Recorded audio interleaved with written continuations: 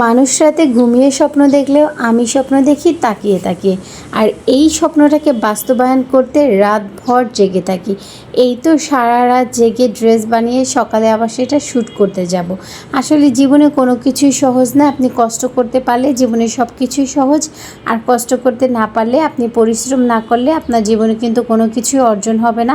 এটাই আমাদের চরম বাস্তবতা। তাই জীবনের স্বপ্নগুলোকে যাতে সুন্দর করতে পারি, জীবনটাকে আরও শান্তিময় করতে পারি, তার জন্য এত ছোটাছুটি। আর এই তো চলে গিয়েছিলাম একটু বাজারের দিকে। আমাদের এখানে লোকাল একদম বাড়ির কাছেই বাজার, তাই ওই রকমভাবে রেডিও হতে হয় না। হুট করে যখন যেটা প্রয়োজন হয় দৌড়ে গিয়ে নিয়ে আসি। আর এই তো মাথায় আসলো যে এই ড্রেসটা মেক করব। আর সবাই যেখানে ইতিয়াপুর বিয়ে নিয়ে ফর ইউ কাঁপাচ্ছে, আর সেখানে আমরা একটু ভিডিও যদি ভালো করে না দিই তাহলে কেউ তো আমাদের ভিডিও দেখবেই না। জাস্ট যোগ করলাম, কোনো ব্যাপার না। যে যতটুকু যার ভিডিও ভালো লাগবে যাদের কাছে, তারা অবশ্যই দেখবে। আর এই তো এখন আমি বানাবো একটি ড্রেস। আর এই ড্রেসটা কি বলতে পারবেন?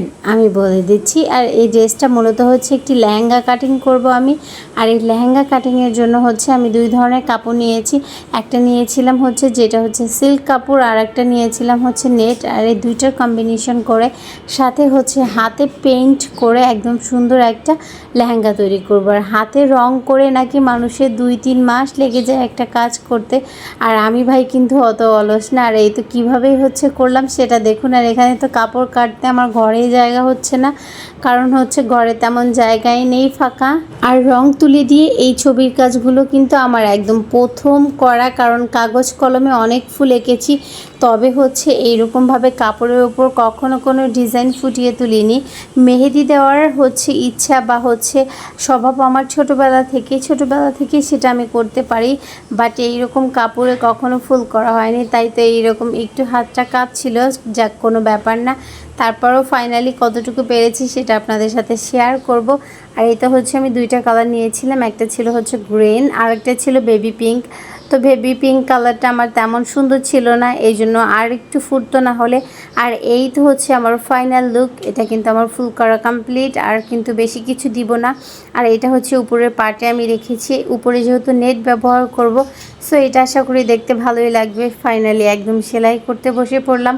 আর এই সেলাই করতে করতে কিন্তু আমার পুরো রাতই চলে গেছে, রাতে একদম ঘুমই হয়নি। ওই যে বললাম আমি জেগে জেগে স্বপ্ন দেখি। আসলে যদি স্বপ্ন দেখে আপনি ঘুমিয়েই পড়েন তাহলে সেই স্বপ্নটা বাস্তবায়ন কে করবে? স্বপ্ন দেখে সেটা বাস্তবায়ন করার জন্য অবশ্যই পরিশ্রম করতে হবে। আর এই তো ফাইনালি সারা রাত কাজ করার পরে আমার ড্রেসটা কিন্তু অলমোস্ট কমপ্লিট হয়ে গেছে। আর শ্যুটের জন্য কিন্তু আমরা প্রিপেয়ার করছি সব কিছু। সো দেখা একটু পরে অন্য ভিডিওতে।